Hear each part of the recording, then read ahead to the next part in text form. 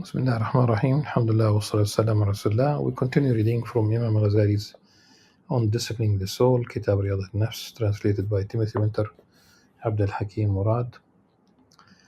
We have reached page 76 of the translation, and this is now the second reading from the exposition of the way in which young children should be disciplined and the manner of their upbringing and the improvement of their character. So previously, in the last session, we spoke about how to protect basically the whole family, especially the children, and to avoid them indulgence and fine things, luxurious things, and that the mother should be a pious mother, especially that when breastfeeding takes place, everything should be halal, so that the child will have that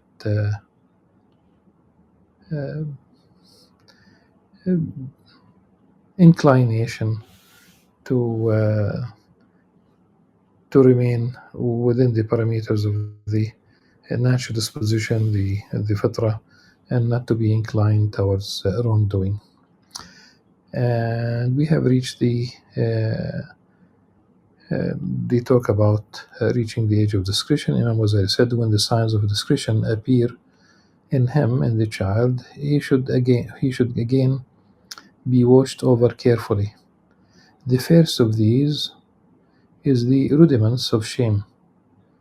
For when he begins to feel diffident and is ashamed of certain things, so that he abandons them, the light of the intellect has dawned in him, whereby he sees that certain things are ugly and different from others, and begins to be ashamed of some things and not others. This is a gift to him from God, subhanahu wa ta'ala, and a good foretoken that his traits will be balanced, his heart pure, and his intellect sound when he enters upon adulthood.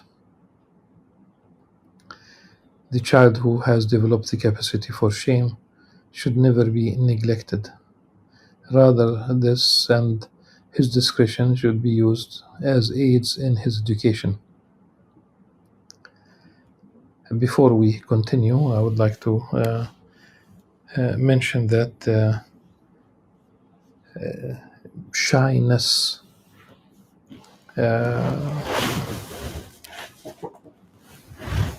فصار يستحيي حياء. Okay. وأول ذلك ظهور أوائل الحياء. So we talk about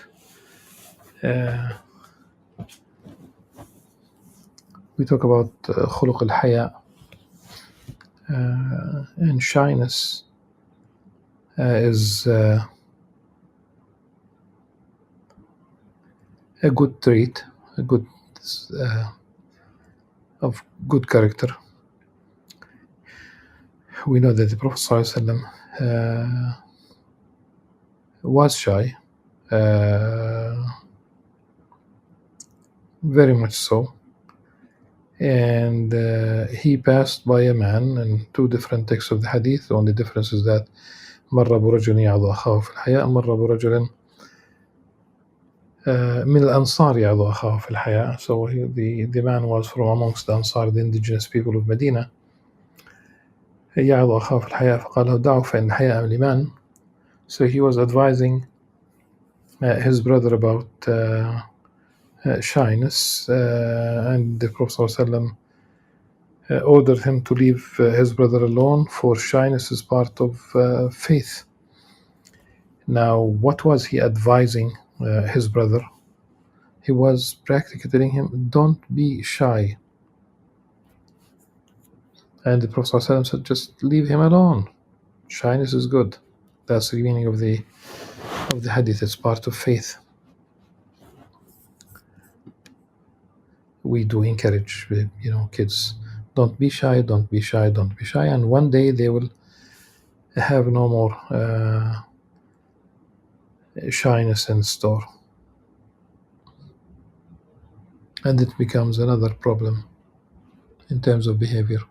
The child who has developed the capacity for shame should never be neglected.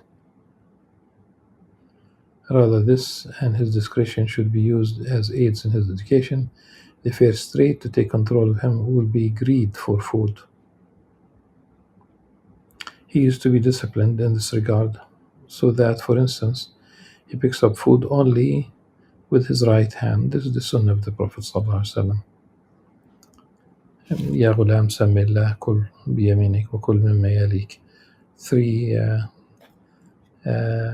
notions of adab related to taking food, mentioning the name of Allah subhanahu wa ta'ala, to blessing the food in a sense.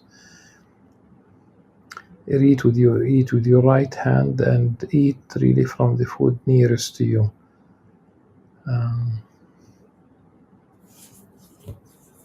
There are other, of course, notions of adab, such as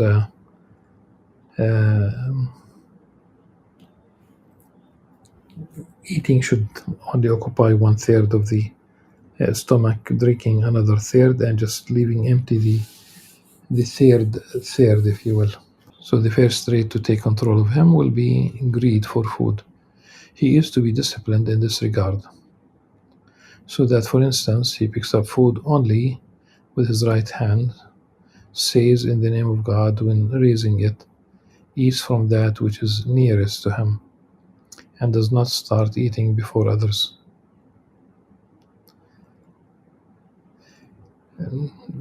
Meaning that not before others in the sense of when everyone is ready to, everyone sits down,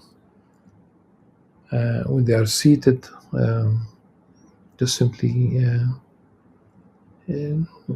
he joins everybody when they eat. I remember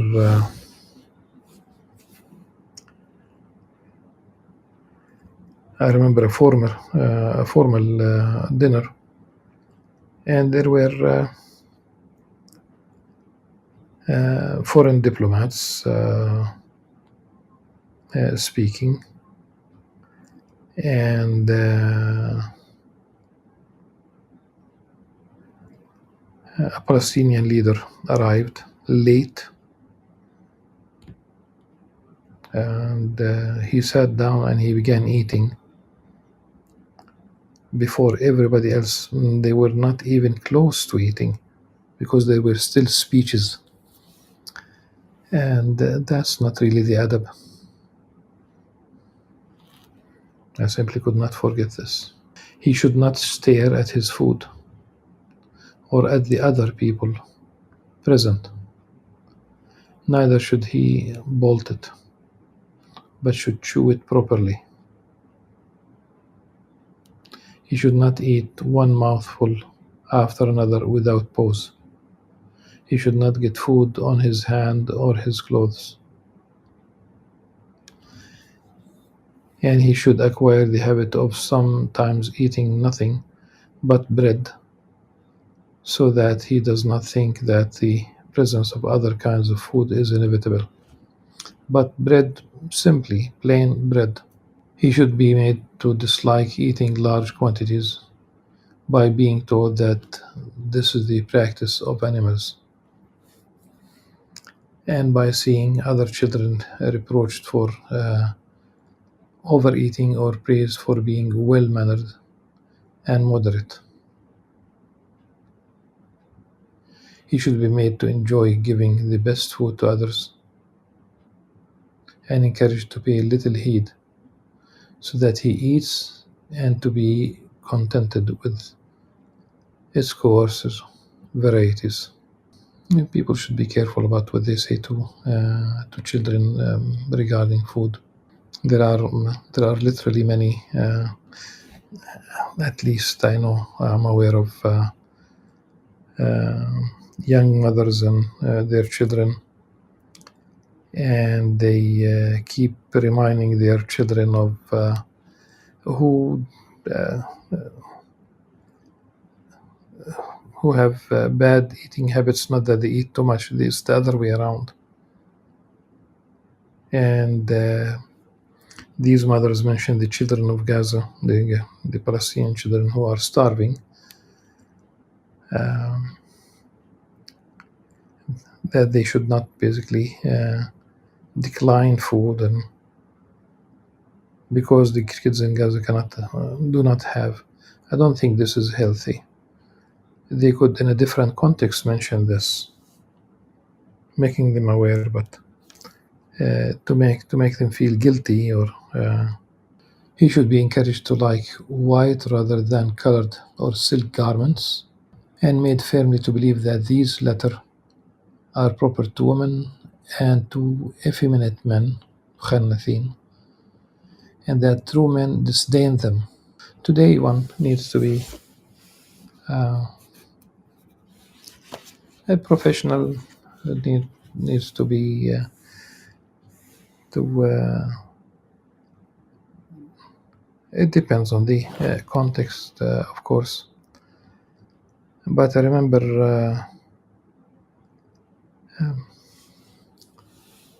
a professor of logic at Boston College. This is in the most probably in the before 1993.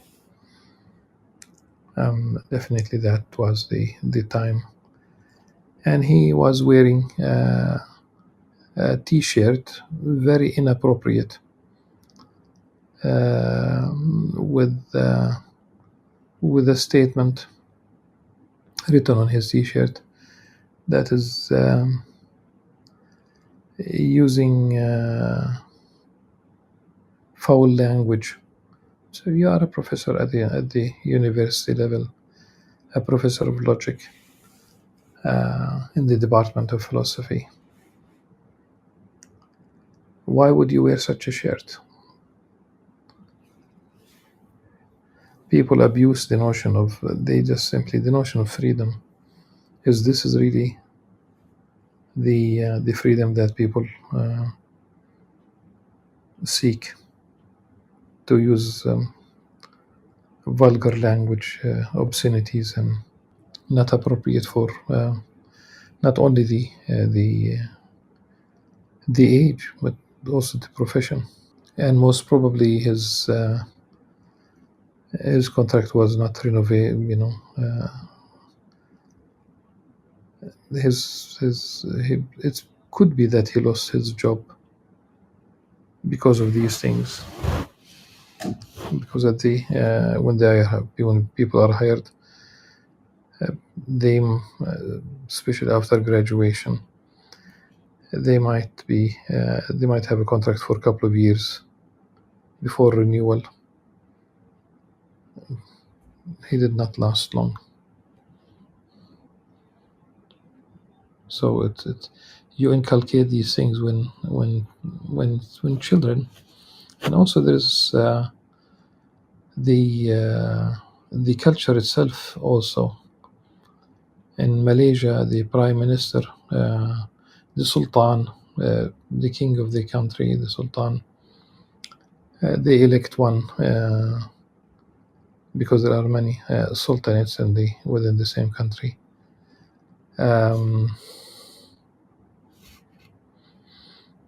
They wear very bright clothing, yellow for the sultan sometimes. It could be other colors. Very bright. The prime minister, deputy prime minister, ministers, the average person. It talk about men and women. So the culture should be also taken into consideration. He should be protected from children who are accustomed to luxury and comfort, and to wearing expensive garments, and from mixing all who would speak to him of such things, and thereby make them seem fine in his eyes. For the child who is neglected in the early years of his growth will usually grow up to be ill-nurtured or ill-natured, dishonest, envious, obstinate, inclined to theft, backbiting, and excessive chatter and laughter, and shyness and immorality, slyness rather, and immorality, from all of which things can be protected through a sound upbringing. Next, he should be busy at school learning the Quran, the traditions, the prophetic traditions, and tales of devout men, so that love for the righteous may take root in his heart. He should be preserved from those varieties of poetry which treat of lovers and passion. Think about all the Disney movies. You think that they are innocent, that they are simply cartoon movies. Uh, in the uh,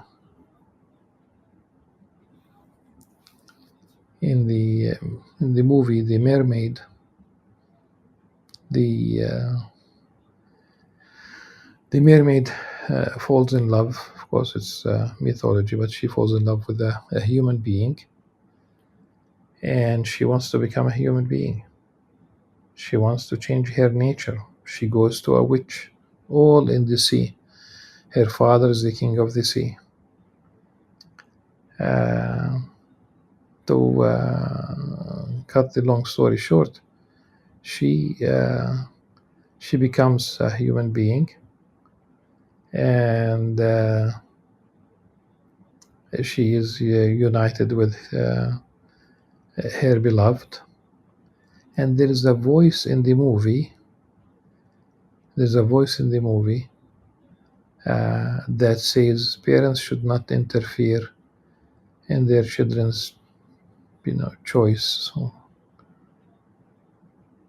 So the whole movie is about this, statement. Children can choose, can change their nature, and it's these love stories. So they are not innocent. There are many things that one can share about Disney. Definitely, they are not innocent. So a child should be protected from um, the poetry that have love themes that ignite the passion. Okay, and from the company of such men of letters as claim that these things are part of an elegant and sophisticated nature. For this would implant the seeds of corruption in his heart. Whenever a good trait or action manifests itself in the child, he should be admired and rewarded with something which gives him joy, and should be praised in front of others. Likewise, when once in a while he does something bad, it is best to pretend not to notice and not to bring it to the attention of others, but never to reveal to him that it is something which others might be bold enough to do. Particularly if the child himself has diligently endeavored to hide his action, for the exposure of such deeds may cause him to grow emboldened until he no longer cares when they are made public. Should he repeat the action, he should be privately reproached and made to feel that it was a very serious thing, and be told, beware of doing anything like this again, or I shall tell others, and you will be disgraced in front of them. He should not be spoken to at length every time, for this would accustom him to being blamed for his misdeeds, and destroy the effectiveness of such words have upon his heart.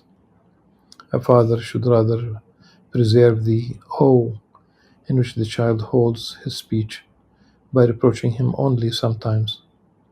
Similarly, the mother, when reproving him, should frighten him with, like threatening to mention the matter to his father. He should not be permitted to sleep by day, for this conduces to laziness, and should always be allowed to sleep at night, but not on a soft bed, which would prevent his members from growing tough. His body should not be allowed to grow fat, for this would make it hard for him to renounce self-indulgence. Instead, he should be habituated to rough bedding, clothing, and food. Maybe this and that, in the sense of just preparing them to be. Imagine if you're a child should be prepared for tough times ahead. You never know. You don't know. You never know what the future holds, what the future brings. They should be at least taught to appreciate the food that they have. He should also be prevented from doing anything secretly, for he will conceal things only when he believes them to be ugly. And if he is left to continue these practices, he will grow used to doing ugly things. He should acquire the habit of walking, moving about, and taking exercise for part of the day, so that he is not overcome by idleness, and should be taught not to uncover his limbs or walk fast, and not to dangle his arms, but to keep them close to his trunk. He must be forbidden to boast to his fellows about any of his parents' possessions, whether they be money or property, or about anything he eats or wears, or about his tablet and pen case, and should become used to being modest, generous, and mild in his speech to all with whom he associates. He should be prevented from accepting anything from other boys if he is from a wealthy and powerful family, and be taught that it is honorable to give and base and blameworthy to take. While if his parents are poor, he should be taught that greed and taking from others is a disgraceful and humiliating practice fit only for dogs, which wag their tails hoping for a morsel.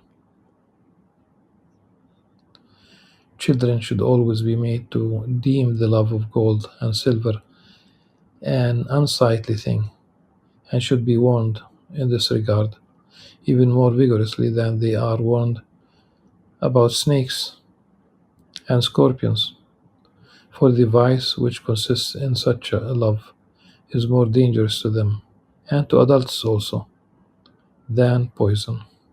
Inshallah, we will continue